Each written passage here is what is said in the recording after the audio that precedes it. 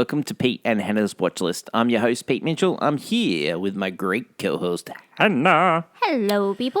Hannah, we're here today for AFI Top 100 10-Year Revisited. But before we begin, let us tell the viewers and the listeners what they should do. Could you pretty please leave a like and subscribe to our channel? Subscribe. Leave a comment down below your feedback on the show. Thoughts, questions, comments, queries, all that jazz, welcomed in our comments below. Hit the notification button and you'll get great content like this one, including What's Next, the show where we help you figure out what to watch next. And we covered Demon Slayer, Splitsville, The Long Walk, and Downton Abbey, a grand finale. Today is AFI Top 100 10 Year Visit. I can't believe I remembered all those. And then tomorrow is Movie News. And we'll preview a big, bold, beautiful journey. And then it is Friday, and it'll be Blockbuster, playing a game. How good. But let's get on to today's show, and it is a huge episode for us. It is number 10 on the AFI Top 100 10-Year Visited list. It is the movie that we've most watched together, separately. Yeah. By far, the most watched movie that we have had, and it is The Wizard of Oz. What a huge movie. It is down from 6. We'll talk about that later. It's a travesty. Sure. Have we seen it before? You betcha we've seen it before. Yeah. Where did we watch it? It was a 4K copy, but you can get it on HBO. You can also get it in Stan in Australia. The elevator pitch. After a tornado, Dorothy must find her way home with some help from some friends. The director is Victor Fleming, but what a story behind that. We'll go into that. Also, screenplay was by Noel Langley, Florence Ryerson, and Edgar Allan Wolfe. Adaptation was by Noel Langley. It is based on The Wonderful Wizard of Oz by L. Frank Baum. Mervyn LeRoy was the producer. Cinematographer, who is Harold Ross, and you know what he did? He did Singing in the Rain. Wow.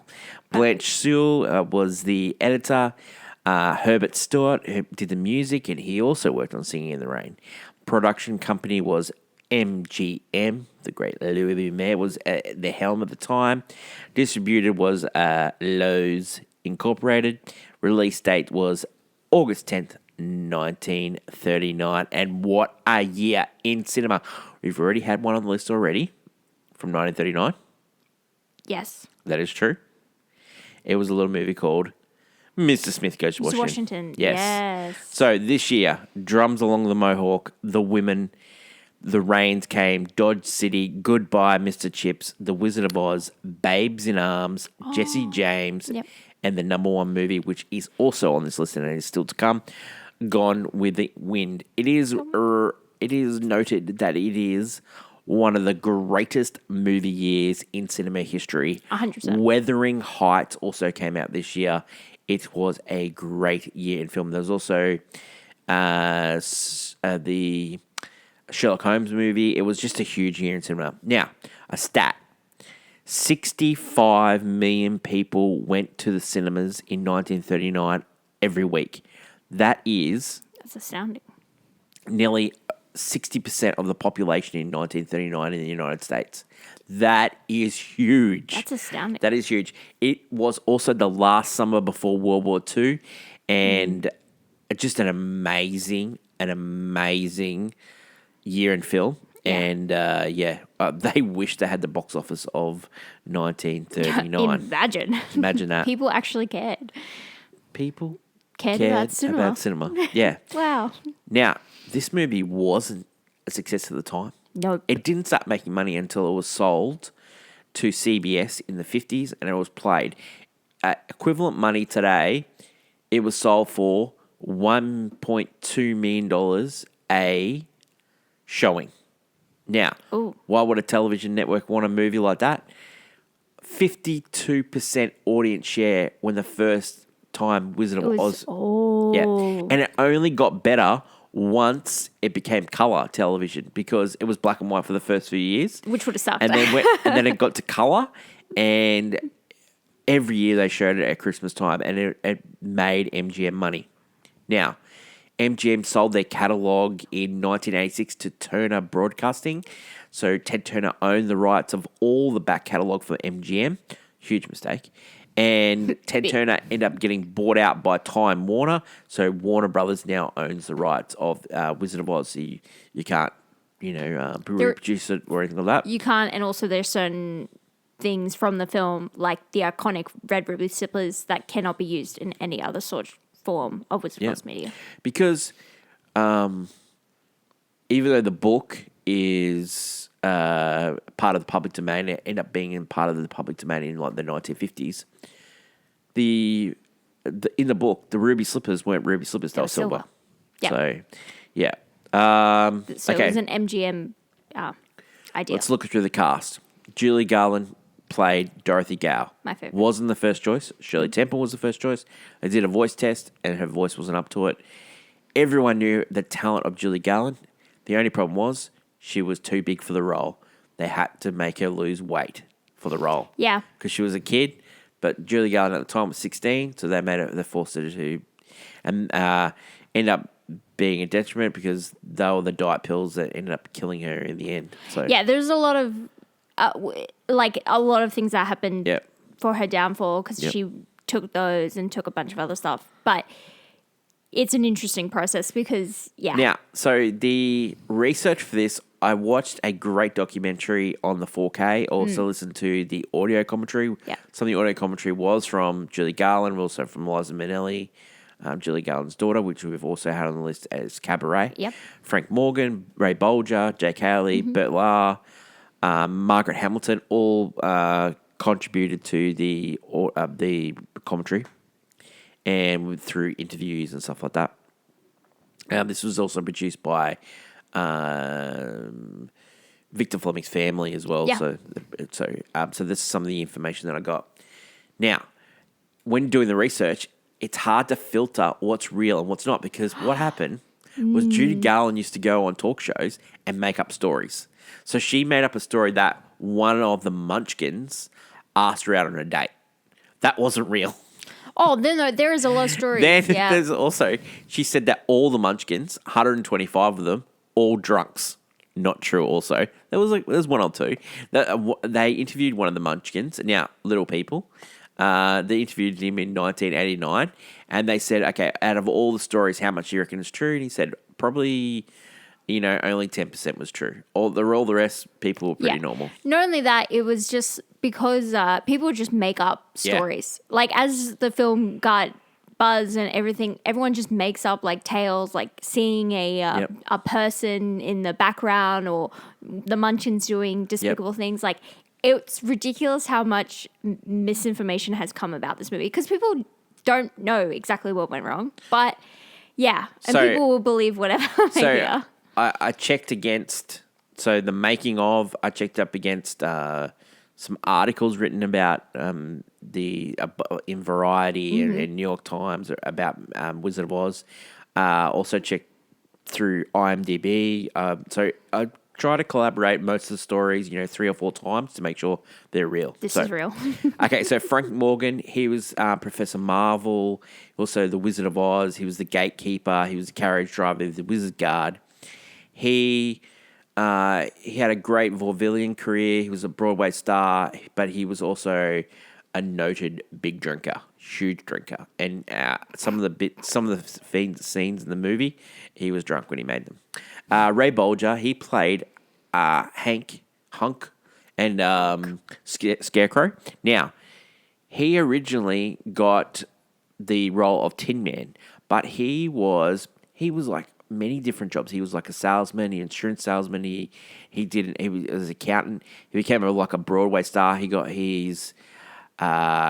contracted by MGM. He went there with his wife to Lubu Matt and begged him to be Scarecrow because his natural dancing was perfect for Scarecrow because Scarecrow had no bones. So the original Scarecrow was Buddy Epson. Now, Buddy Epson, do you know what he was? He played Jed Clampett in the Beverly Hillbillies in the TV show. And he was also in like a crime show, Barney Miller sort of thing like that. So famous television actor. He was the original Tin Man. Now, he was the original Scarecrow. Then he was the original Tin Man. Now, they put some makeup on him. what happened was the makeup for the first time was actually aluminium. Yeah. And it went into his lungs and he got really, really sick. He nearly died.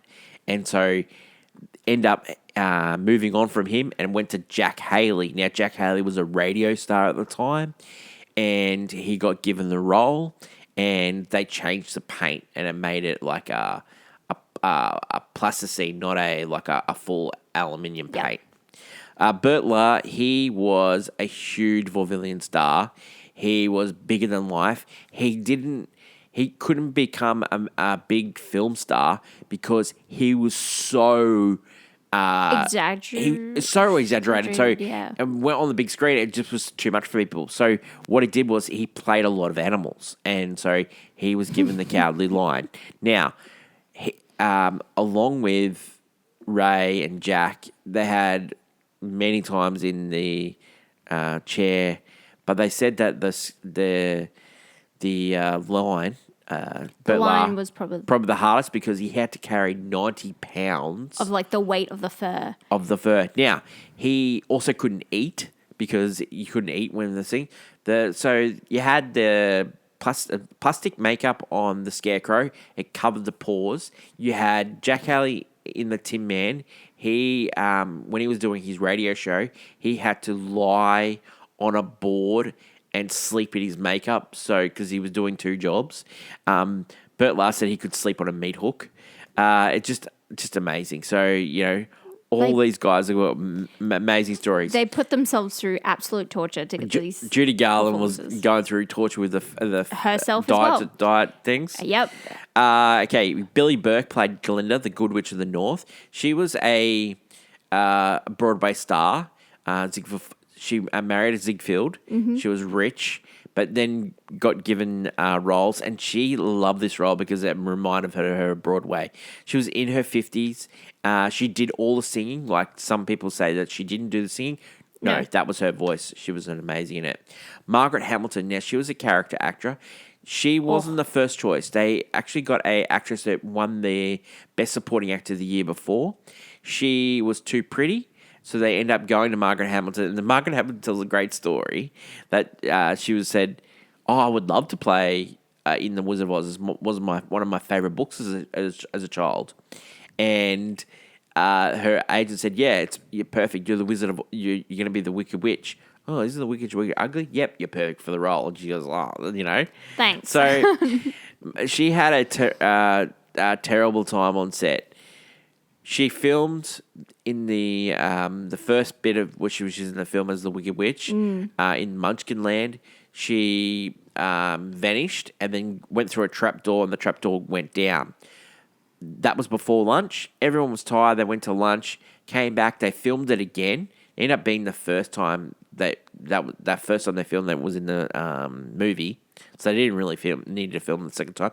The second time that she filmed it, she went down. She caught on fire.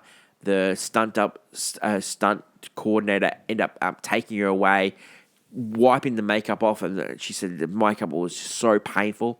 It turned out that the makeup actually contained copper, and it was burning her flesh at the time, as long as she had that makeup on. So that's why it was so important. It turned out she didn't want to do all the stunts anymore because of what happened. She ended up having a stunt girl, and her stunt girl did all the flying and all that stuff like that. Yeah. Now, the bad story for the stunt girl, you won't believe this, but when she was doing the flying around... The skywriting? Skywriting, yep. When she did that... there was a huge accident. Her name was Betty Danko. So the broomstick exploded, causing her to be hospitalized, and she ended up having to go through a hysterectomy. Oh, wow. Yeah. That's unfortunate. So Hamilton refused to do any stunts, and she preferred to wear a regular costume or her fireproof costume for it. Yeah.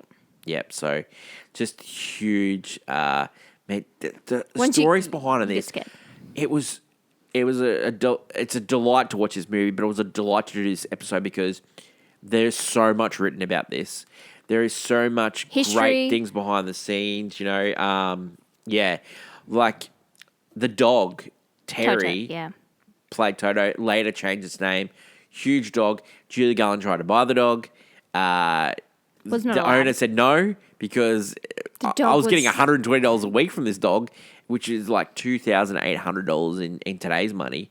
It's just like unbelievable stories from this movie, right? So this movie is based on a book from L. Frank Baum. He was a failed shop owner, failed in writing for newspapers. His mother-in-law said that the stories that you tell, you should put them in a book. And so he did. He put them in 15, 16 different books, all the different stories from The Wizard of Oz, you know.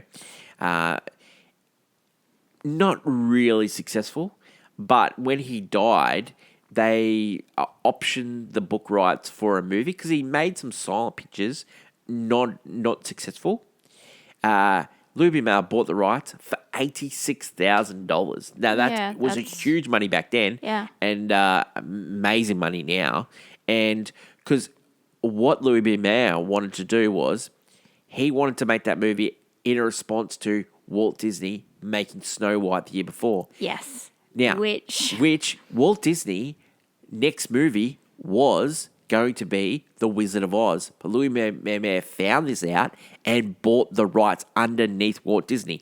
Now, that was like a sliding doors moment for Walt Disney because they had tried to buy the rights, so they bought rights to other books. They ended up making The Return to Oz. They also made The Great and Powerful Oz. They tried to get the rights before the Wicked movie as well. The Once Upon a Time series also contains them. The Wizard of Oz. So it was just a sliding doors moment.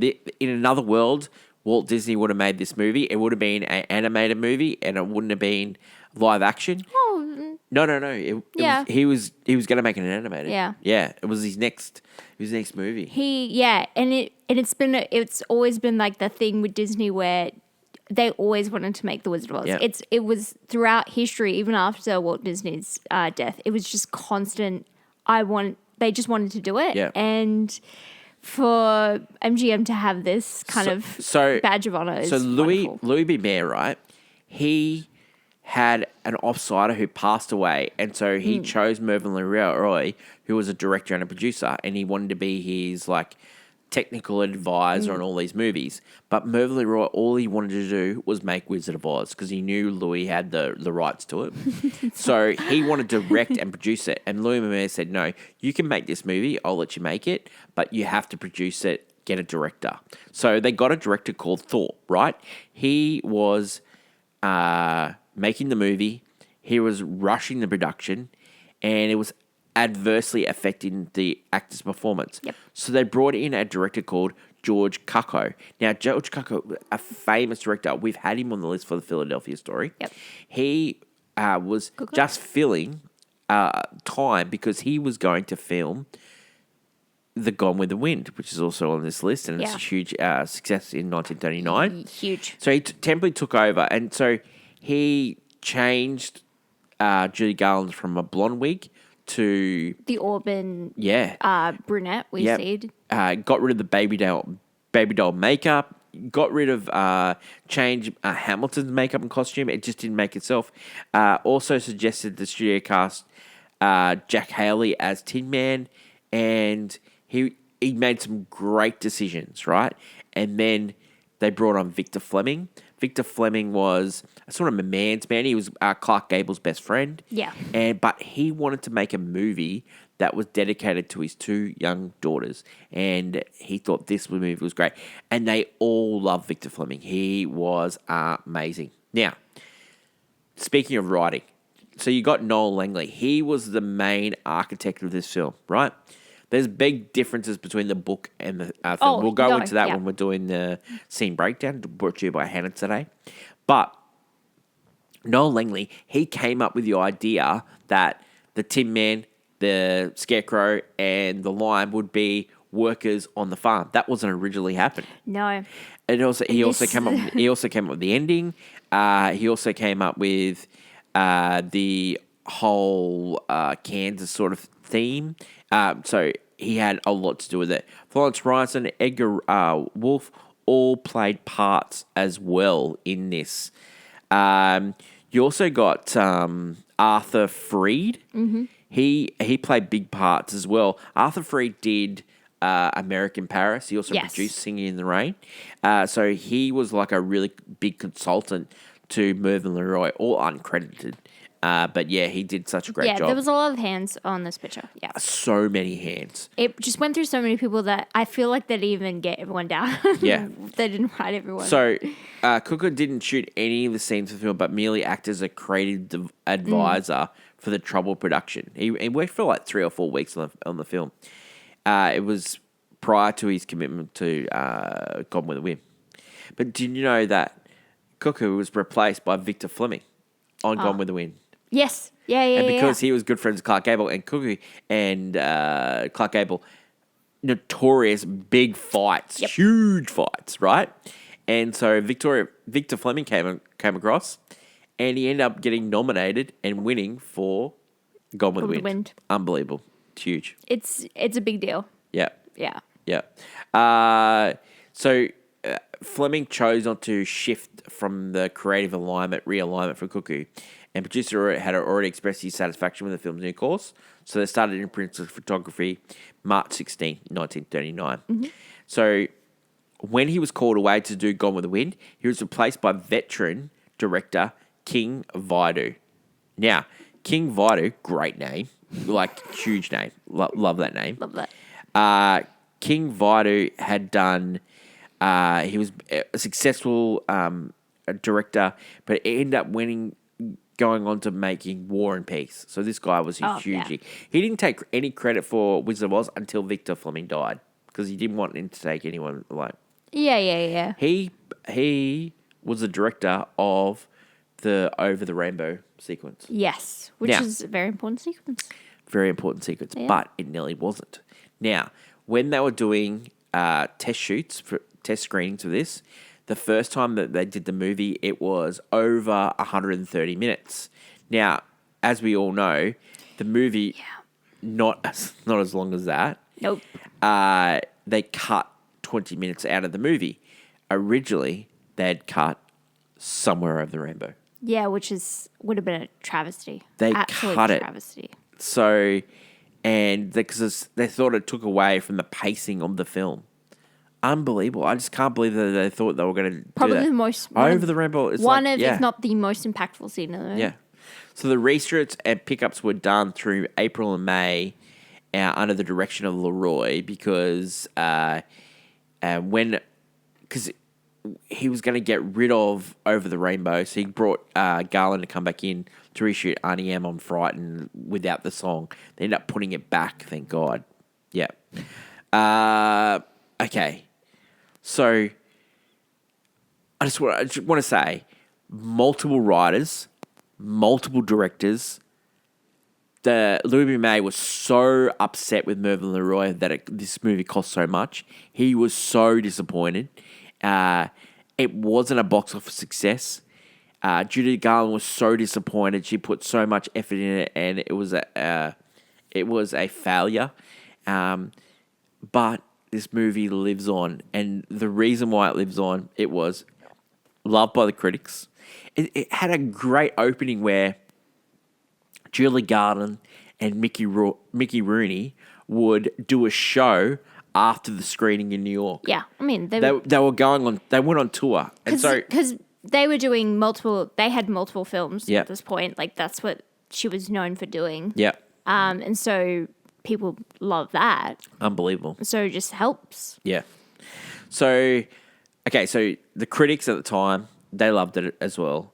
They universally acclaimed it, especially like New Yorker. Frank Nugent, which we've had on the list before, considered the film a delightful piece of wonder making, which had youngsters' eyes shining quietly amused in the gleam of the wiser ones. Not since Disney's Snow White and the Seven Dwarfs has anything quite so fantastic succeeded half so well. Nugent had issues with some of the film's special effects. All the special effects, right? All practically done. Oh, Unbelievable. yeah. No, they still hold up to this day, I reckon. You can't achieve some of those things back then and then manage to make you believe. Like, it's that making you believe it's real. It's incredible. He loved, like, the Munchkins. Like, they had got Munchkins, little people, from all over the world, right? So they got... Yeah, because they needed... It was a lot over 125. They got them from circuses. They got them from Broadway, London, Asia. They got them from everywhere. They measured them up. They had 5 weeks of rehearsal with the little people, the Munchkins, and had individual costumes. This is how, like, so much time and effort they went into this. This is why this movie is still a classic. They put so much time and effort into it. The flying monkey will not suggest, however vaguely, Singer's midget in Jack Dawn's Masquerade, without a few betraying jolts of splint screen overrubbing. It was it's a little picking there, but then comes back with Julie Garland's Dorothy is fresh faced, with a wonder lint of eyes believing in fairy tales. The balm fantasy is at its best when the Scarecrow, the Tin Man, and the Lion are all on the move with Dorothy. Yep. Like, it's just so much love. Like, variety, loved it. Liking it, likely to perform some record-breaking feats at the box office, which it didn't. But some of the iconic passages are so beautiful in design and unbelievable. Yeah. Okay, so the awards one. It was nominated for Outstanding Production. Didn't call it Best Picture back then. Lost to Gone with the Wind. Best Art Direction, nominated. Best Original Score, it ended up winning for that. That was Herbert Stolforth. He also did the music for Singing in the Rain. And then Best Original Song went for the Over the Rainbow. So the guys, so the story about how he got Over the Rainbow, he was feeling sick in the back of the car, going in a pharmacy, and come up with his story of Somewhere Over the Rainbow. It just works, The fact that she was in a dreary place like Kansas, that was so dry, so desolate, and the only colour that she saw in her life was a rainbow. That's how they came up with the song. Just brilliant. Special effects was nominated. Arnold Gillespie and Douglas Shearer. And Julie Garland won for her performance. They used to do a young juvenile. Oscars, yeah. Yeah, so it was just like a mini Oscar. So, yeah, so that's the awards. It was really a tough year. We talked about Mr. Smith Goes Washington, talked about Gone with the Wind. It's tough. It's just a huge year. Reaction to the film recently, 98% on Rotten Tomatoes. Yep. IMDb 8.1, Letterboxd 3.9. Come on, guys. God. People were trying to be tough and be like, oh, it's not that good. So on the original list, it was number 30, number 6. In the 100 Thrills, it was number 43. In the Villain, Wicked the Witch got 4th, which is great. Song, it won number 1. Yeah. Ding Dong and the Witch, number 82. Yeah. Toto, I Have a Feeling We're Not in Kansas, with number 4 in the thing. There's No Place Like Home, number 23. Weird. Oh, that's weird. That was lower. I'll Get You My Pretty and Your Little Dog Too. That was number 99 on the best quotes. Movie Musicals is number 3. And 100 Cheers was number 26. And it's number 10 on the 10-year revisited. But it was the number 1 fantasy film of all time. Yeah, of course. Now, fantasy films did not always work, and it was proven by this movie. Yeah. Also, sequels have not worked. 72, there was an animated feature, Journey Back to Oz, featuring the voice of Judy Garland's daughter, Liza Minnelli. It was produced to commemorate the film's 35th anniversary. There was also The Wiz, which was a musical based on the novel. An adaptation, yeah. That got turned into a movie. Michael Jackson was the Scarecrow. Yep. Diana Ross played Dorothy. Yep. Wow, huge. DC produced a comic book strip. Also, Marvel produced sequels based on it. The Marvelous Land of Oz. It's true. There you go. Even Tom and Jerry's had Tom and Jerry had a movie in 2013. Walt Disney Productions produced Return of the Oz. Fariza Bulk which we saw her in The Craft. We also saw her in Waterboy. Oh. There you go. Then there was that was based on the Marvelous Land of Oz from Yeah, 1904. the actual books, Yeah, because the thing with The Wizard of Oz, the film, is that you could not do a sequel based off anything that had to do with the film. Yeah. You had to do the books. Yep. And because you do the books, no one knows those characters. Everyone gets confused. Yep. They don't understand because Yep. the movie kind of Stops halfway through the book. Yeah, it doesn't go all the way and through. the movie itself outlives, and it's a completely different story. Yeah. It's a story about a girl who lives a dream. It's a dream. Yeah. So in the book, it's actually real. It's a real place you go to. Yeah.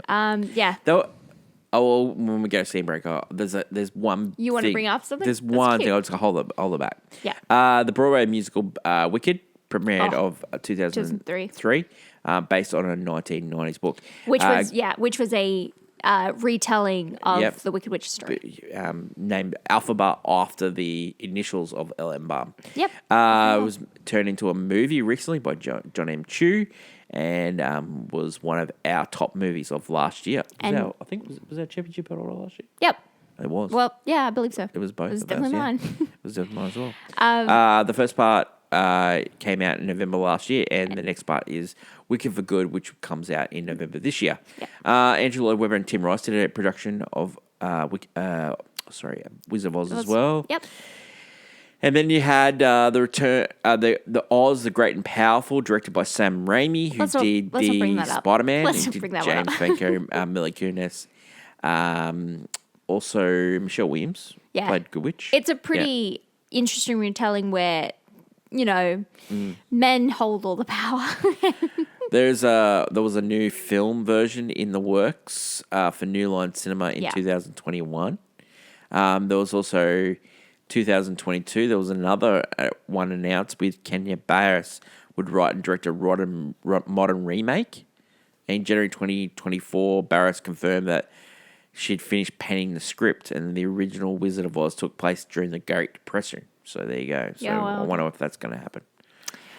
You never know, because these things, everyone wants to do a Wizard of Oz thing, and then unfortunately it fizzles out, because how do you tackle it?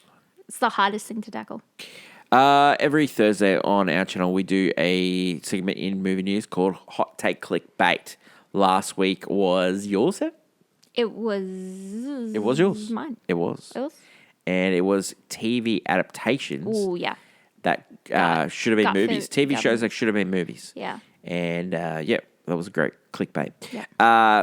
Hot take. Hannah, your hot take. Oh, I had like a funny one, but I'm going to go with this one. Whoa. Like my Serious? serious hot take, which is I think this is the mandatory must-watch movie of all time. Wow. I'm saying this should be taught in schools. I'm saying that this is the most important film every child should watch. Every parent should make their child watch this, and it should continue on for generations, as it has right now. I'm glad you said this, because my hot take is the fact that this movie only became successful once it went to television. Yes. And my VHS. point is that the fact that there are movies that don't work when they go to cinemas. It's before an audience is ready for it. Now, this movie is before its time. Became a success because of it going to television. I'm afraid that we, as a society, have lost the ability to find new content. And the reason why I say this is because movies don't get a second, third, fourth, fifth life anymore. They don't get to go on VHS or DVDs or Blu-rays. They don't get to go televised at Christmas, and see it can find an audience in different generation. Now they get hidden on streaming services, and streaming services are taking them away, and you don't get to see movies. Now, occasionally you hear of a story of a Netflix movie. Sorry, not a Netflix movie, but a movie that is on Netflix that wasn't successful, finding a new audience. Like, oh, wow, this movie is actually good. And then Netflix is like, oh, yeah, we'll make a sequel. Yeah, but that is very rare. But what used to happen was a movie would go and find a Second Life on television, and they play it like on a midday movie, or they play it on a Sunday night, or play it on Saturday night, and then they play it multiple times a year, or once every year. No, you're right. And they would find another audience, an audience that was ready to see the movie. Now, I don't think we know, because we go see movies every week, right? True. And we say this movie's good or this not, and we revisit some movies and we go, you know what, we got that wrong, and this movie's really good. Or it's not as good as I remember. Exactly. But I don't think audiences are getting a chance. Now, we used to get 65 million people a week going to see movies in American cinemas. They don't get that at all. They don't it's get so that. rare. Yeah, you probably got to get 1 million people. That's why they don't go movies. ticket sales. They go number. They go the They don't cost. go individual ticket sales, because they would be out dwarfed by Gone with the Wind, Wizard of Oz, Snow White and the Seven Dwarfs. Yeah. But audience, we've lost it. So Hannah saying we need Wizard of Oz taught in schools. Yeah. It's important to keep. But if that movie came out now, it was successful. It never would get a second chance. It never get a second chance. It would never get a second chance. Now, Wicked was successful, right? It did really well, right? But what if Wicked wasn't successful? We would have got the sequel, but would have people been able to watch it? I haven't seen it on a streaming service. We saw it because we got the physical copy, but not many people get physical copies anymore. People have seen it on Netflix now, but are they going to get to see it on television? Maybe the only way a person will be able to rediscover a movie is on our phone. TikTok, yeah. That is the only way. Maybe people will get a second life. Maybe people will be able to go, I'm going to go watch that movie. That someone's clipped this movie up. That is the only way. But as Hannah said, this movie is an absolute treasure. We should wrap around it, teach it, show that this is what you can do with the arts. It is unbelievable. From the book, from how many producers this had, how many writers, how many directors. There's no way this movie should have worked. There is no way. And at the time, it didn't. It didn't work until 20 years after I found an audience. But my hot take is we need to make sure that we be able to find these gems. And not all gems happen at the start. Not all movies are Snow White and the Seven Dwarfs. Not all of them are successful at the start. Gangbusters at the start. Yeah. Not all of them. Not all of them are Star Wars.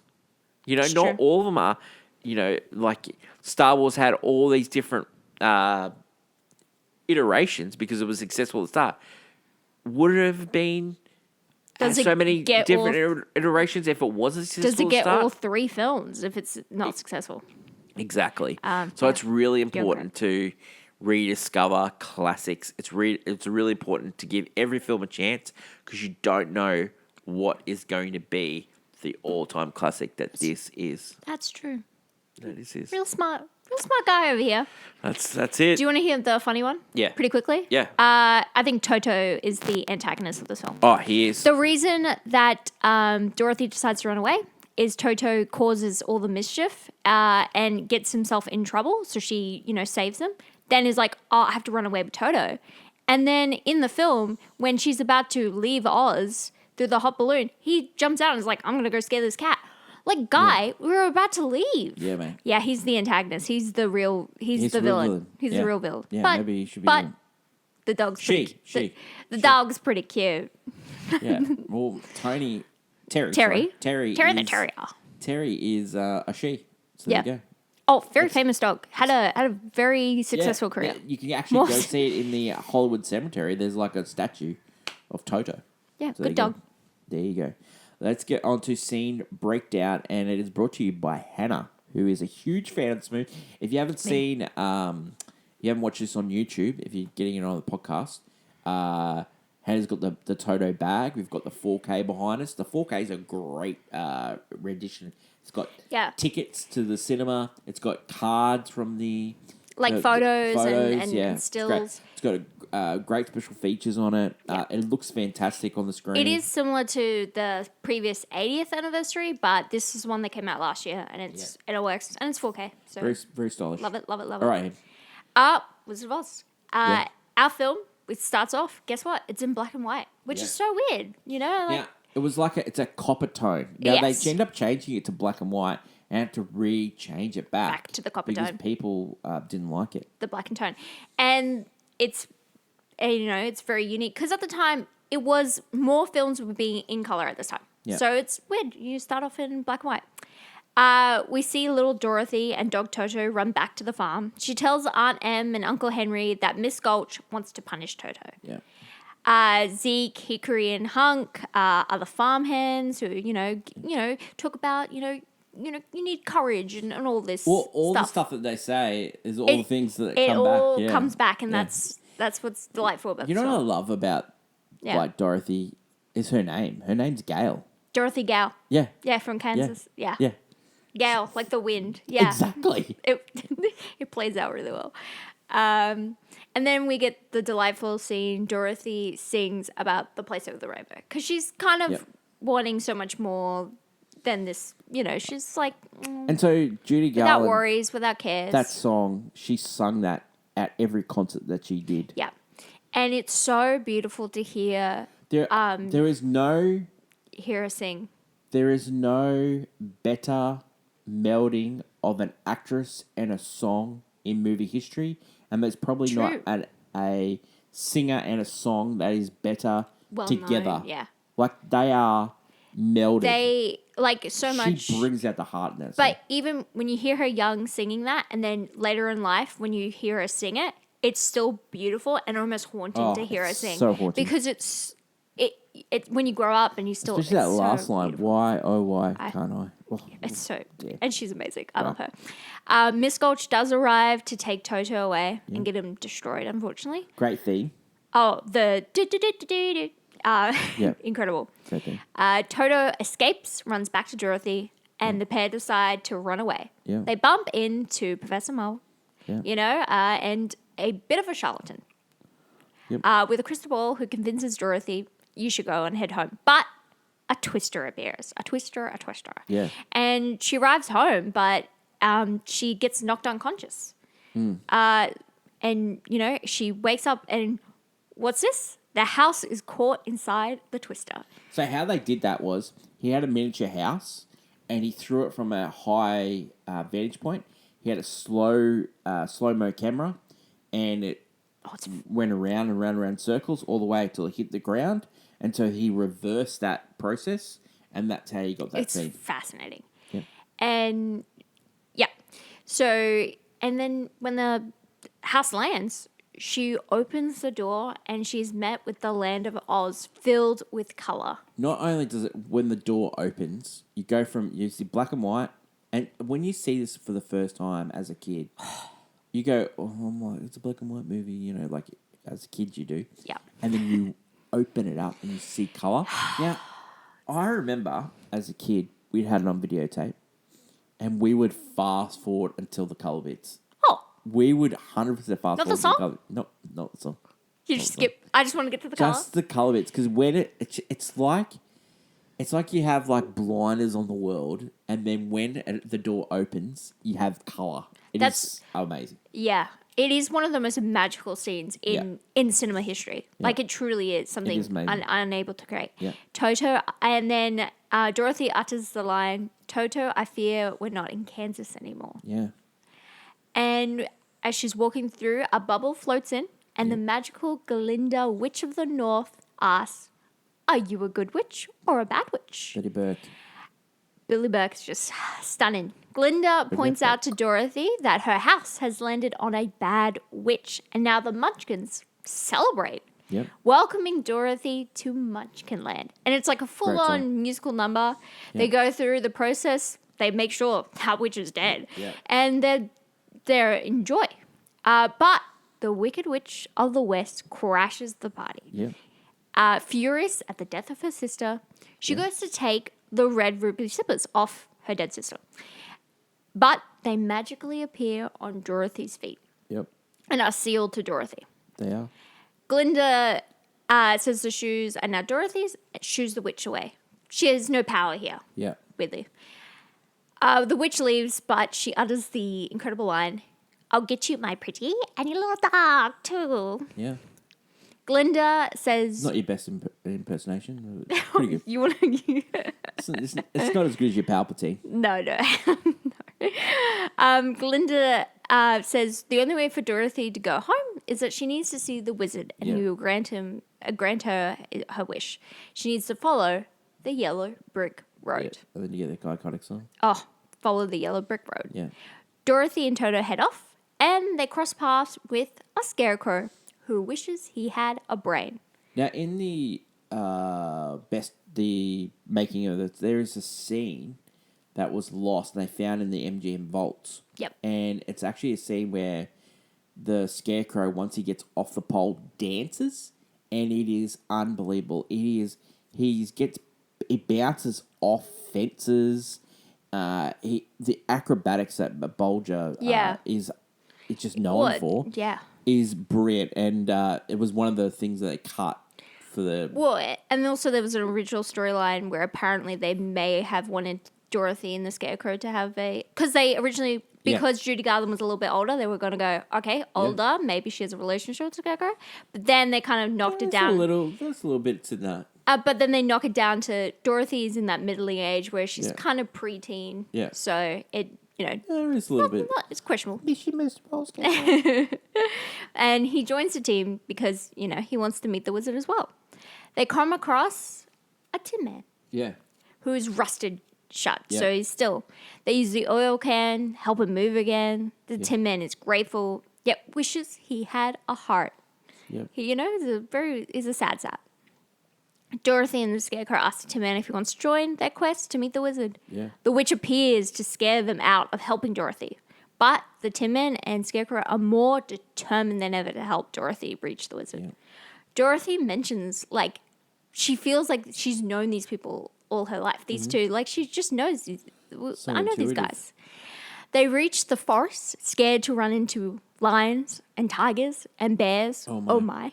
Great. A big, scary lion appears and tries to fight. Yeah. But when Dorothy boinks him on the nose... The fact that she was the one that, took him down. Boinks him on the nose, and he turns into a big, scaredy cat. He's so good in this movie. A lion with no courage. So good in this movie. And they invite him to join as well.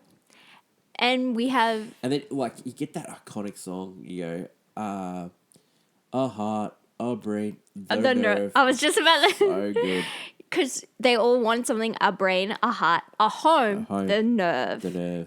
The witch is scheming in her castle, poisoning the poppy field they're about to walk through with a sleeping cell. How good does the poppy field look? It's incredible. And in the background, you got the Emerald City with the yellow brick road. Which, by the way... Brilliant. By the way, a lot of people get confused thinking, they used asbestos in the poppy field. That's not true. It's a myth. Yeah. It's... Please check your facts. There was a lot of bad stuff that went on in that movie, so it's hard to tell which is real, which is not. Please check your facts. Yeah. Yes. The team skip through the field of poppies, but Dorothy, Toto, and the lion fall asleep because they're made of flesh and blood. Yeah. So they fall asleep. The Scarecrow and Tin Man are yelling. Glinda sends aid in the form of a kind of snow-like substance to help wake them up. No, it's no. Yeah. And, the witch makes her way flying to the Emerald City because her plan didn't work. The Fat Five make it to the city asking to see the wizard. Yeah. They go, inside. They meet the Played by horse. the same actor as the wizard. The horse of many colors. Yeah. Such an interesting creature. Yeah. They go for makeovers to make themselves presentable. Great. This is a great scene. It's incredible. Absolute great scene. It's so... And so many movies have used exactly the same scene. And I do want to mention the fascinating detail of the Emerald City is that it's an MGM thing. Yeah. In the original book, the Emerald City is just a normal city, and you're supposed to wear these green glasses, making it emerald. That's why in the Wicked, the musical on stage, when you watch it on stage, they wear the emerald glasses. Mm-hmm. So it's very unique thing to the movie. Because it's hard to present to the audience it's an Emerald City. So let's just... Yeah. They make themselves presentable. Everyone is cheery, singing along until the witch cackles. Yeah. The sky writing appears with a message to surrender Dorothy. Yeah. And, they are determined. The Cowardly Lion even sings about being king of the forest. Great song.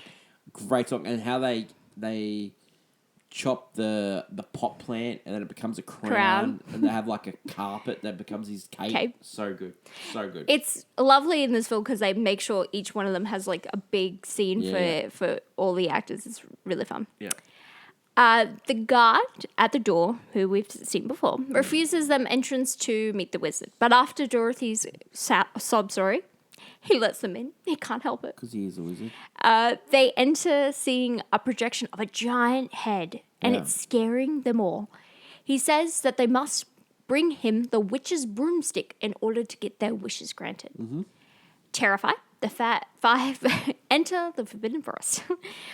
The witch sends her flying monkeys to capture Dorothy and Toto. When you bring up the forest, there's that scene where they go see, before they get to the Tin Man, where the tree is talking.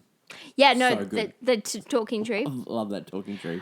Another thing in the scene, you can tell this is where there's a lot of cuts. There was a Jitterbug song, and they've cut that entire scene. The Scarecrow has a gun. Yeah. Like this is a serious situation. Well, the wicked, the monkeys are capturing them. They're probably the most terrifying thing to watch in this movie because it is quite a terrifying scene. They manage to split up the gang and get Dorothy and Toto. Yeah. The Wicked Witch and Dorothy come face to face, and when the witch tries to take the slippers, they zap her back. The slippers are spelled, won't come off Dorothy till she inevitably dies. Yeah. Toto escapes, and with limited time, Dorothy weeps for her Auntie M. Yeah, and she sees a projection of Auntie M. For the crystal ball. It's stunning. Toto finds the others, showing them the way to the witch's castle. Yeah. It's guarded, and they come up with a plan to infiltrate. They do. Now, what's delightful about this entire scene is that it showcases each of their qualities. Yep. The Tin Man starts crying like he's worried about Dorothy, and showcasing he has a heart. Yep. The Lion has to come up with a plan and show off his courage. They take the guards' clothes and make their way in, masquerading. So good. So cute. It's so cute because you see the lion's tail poking out. So soon. And they run throughout the castle. And as they need to escape, the Scarecrow thinks of a plan for them to escape.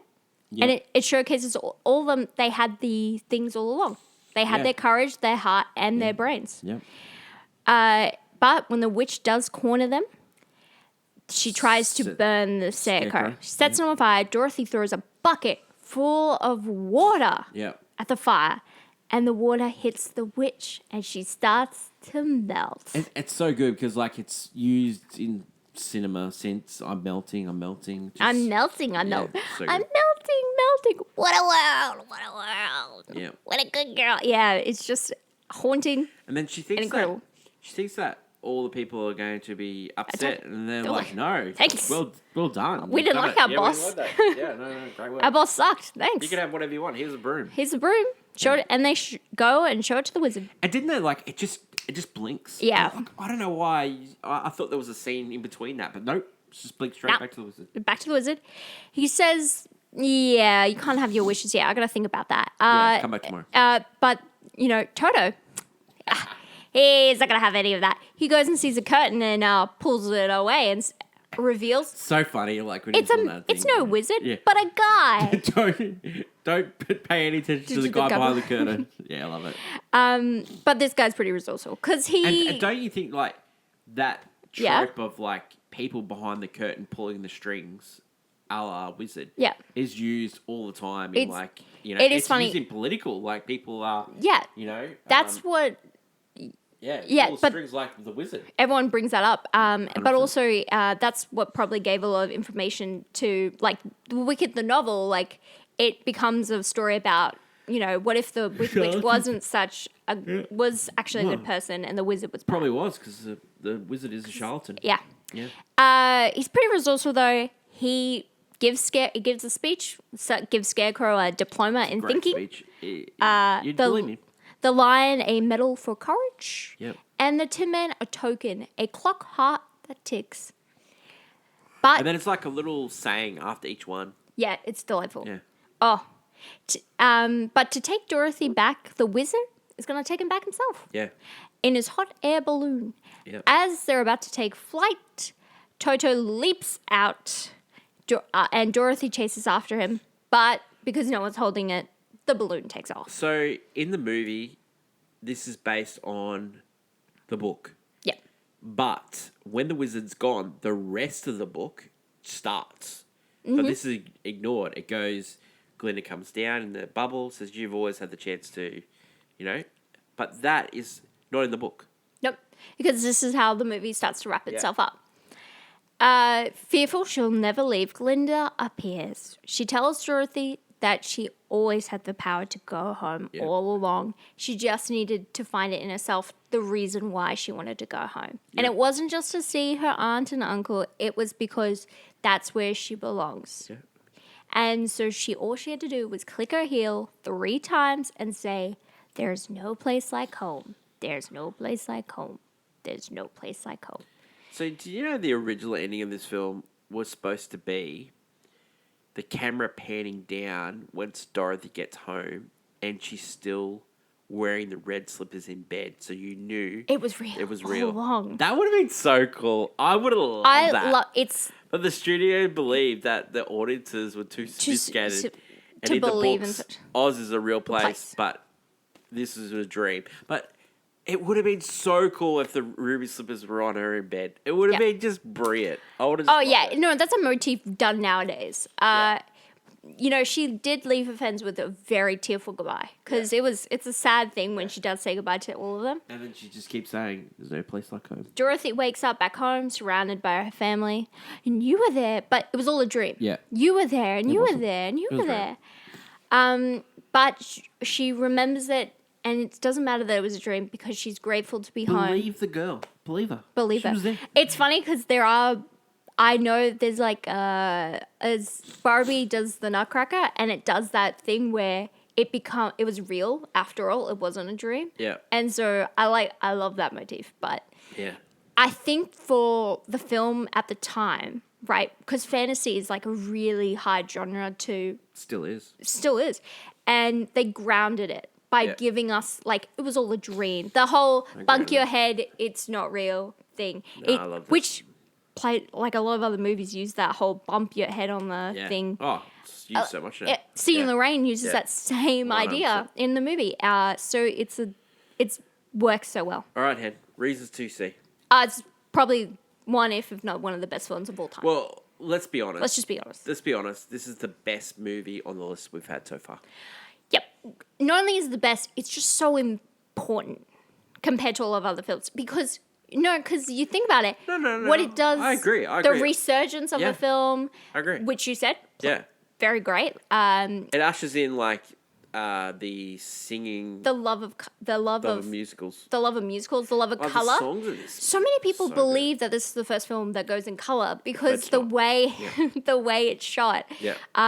It's not, but it's incredible that people. Yeah, it's probably the first color movie that everyone saw. That's why, because it was so popular. Like no movie in the history of cinema has been seen more than Wizard of Oz. Yeah, and I think it should not one continue to be seen. Yeah, people 100%. should be showing.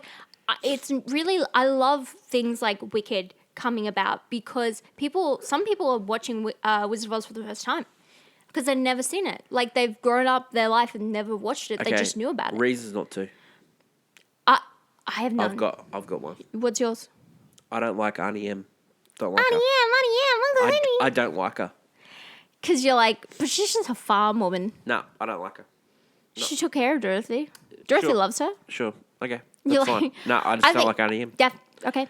Just not a fan. But there's no actual tangible reason not to watch this film. Yeah, like, it's that important. Auntie M. No, you don't. I don't like her. I don't like the woman. I don't like her. Yeah, but I can, you know what's really funny? Of her jib. When you said, as kids, you would fast forward to the colored bit. Yeah, 100%. You know why that makes sense? Because I know for a fact that as this family would have grown up, you only cared about when the Tin Man and the Scarecrow and the Lion appeared. Because it's the comedy aspect of it all. No, but I love Julie Garland in this movie. I Oh, absolutely she's love the best thing. the four together. Howard. It's the four musketeers. That's what makes this work. The Fab Five, because it's Toto too. Babes, Toto's the villain. Toto. I'm not there for Yeah. the villain. I'm there for the But hero. Toto too. No, Toto too. Toto is the But villain. I will say Margaret Hamilton as a witch is probably either the best or second best villain of cinema. I would say The only second behind Darth Vader. Darth Vader, Darth Vader, then so iconic. Yep. Unfortunately, but Unbelievable. the Wicked Witch held that crown for so long. third Joker. That's it. Well, yeah, okay, Third Joker. yeah, Yeah, I like Okay. it. Yeah, probably fourth, the guy that took Gwyneth Paltrow's head off in Seven. Okay, does it deserve to be on the list? You betcha it does. Yep. Deserve to be higher? I cannot believe It dropped jumped from down. 10 to 6. yeah. From 6 to 10. I can't believe it. I think it. Would you watch this again? Yeah. I 100% watch this at least once a year. Yeah, at no, me least too. once a year. I love this movie. Rating for this one. There's only one rating to give this movie. It is Hannah. An all-time classic. That is it. It'll never not be an all-time classic. That is it for AFI Top 100. I hope you have enjoyed the show. Don't forget to leave a comment, like, follow, and subscribe. Next week, huge movie, one of our favorites, Vertigo. Movie number 9. We're in the top 10, people. Alfred Hitchcock. Love it. Love it. Jimmy Stewart. Back Can't again. wait. Oh my God. Until then, that's my great co-host, Hannah. What a great scene breakdown. Your best you've ever done. Well, I wasn't dying. No, the best you ever done. The best you ever done. Scene breakdown from the Yeah. champ. Long live cinema. And until we meet again, it's bye for now. Bye.